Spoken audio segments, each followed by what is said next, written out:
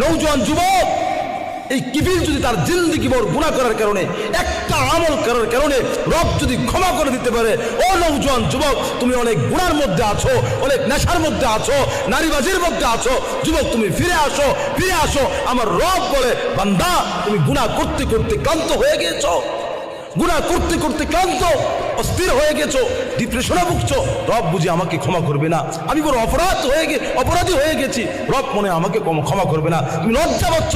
রব বলে, বান্দা গুনাহ করতে করতে ক্লান্ত হয়ে যেতে পারো, কিন্তু একবার যদি আমার মসজিদে এসে, আমার কদমে এসে একটা সেজদা দাও, বান্দা জেনে রাখো আমার রহমত কখনো ক্লান্ত হয় না। আল্লাহ নিজে বলে, কোরআন সাক্ষী, ইয়া ইবাদিয়াল্লাযীনা আসরাফু আলা আনফুসিহিম লা তাকনাতু মির রাহমাতিল্লাহ।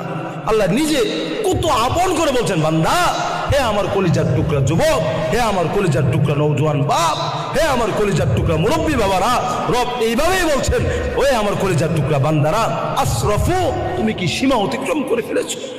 গুনাহ করতে করতে করতে করতে এখন আর মনে হয় যে রব মনে হয় আমাকে ক্ষমা করবে না, আমি যে অপরাধ করেছি রব মনে হয় জিন্দেগিতে আমার দিকে সুনজরে তাকাবে না। তুমি কি এটাই মনে করছো? আসরাফু, সীমা অতিক্রম করে ফেলেছো।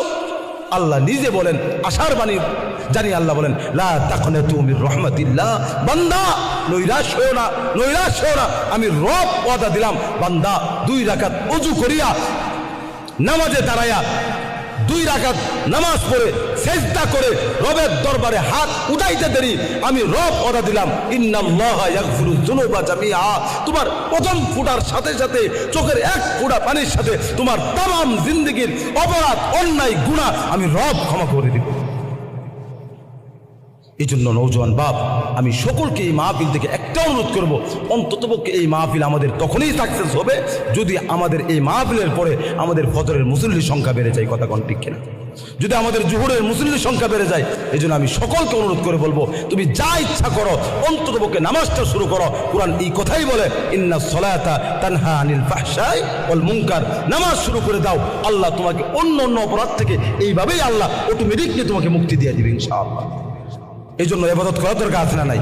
নওজোয়ান যুবক ভাইয়েরা, তোমরা কষ্ট পেও না, অনেক কথাগুলি তোমাদের খারাপ লাগতে পারে, কিন্তু কে বুঝাবে তোমাদেরকে? কে দেখাবে আলোর দিশা? কে দেখাবে আখিরাতের পথ? দুনিয়া তো এখন এমন অবস্থা, কে কার আগে কাকে জাহান্নামে নেবে এই প্রতিযোগিতায় সবাই লিপ্ত। কথা কোন ঠিক কিনা? আখিরাতের কথা কেউ বলে না, সত্য কথা কেউ বলে না, সঠিক কথা যুবকদেরকে কেউ বলে না, শুধু যুগে যুগে একমাত্র হক্কানি ওলামায়ে কেরামরাই বলে থাকে। কথা কোন ঠিক কিনা? নেতা তো তোমাকে ইউজ করছে, সমাজ প্রতিনিধি তোমাকে ব্যবহার করছে, একমাত্র ওলামায়ে কেরাম, মসজিদের ইমাম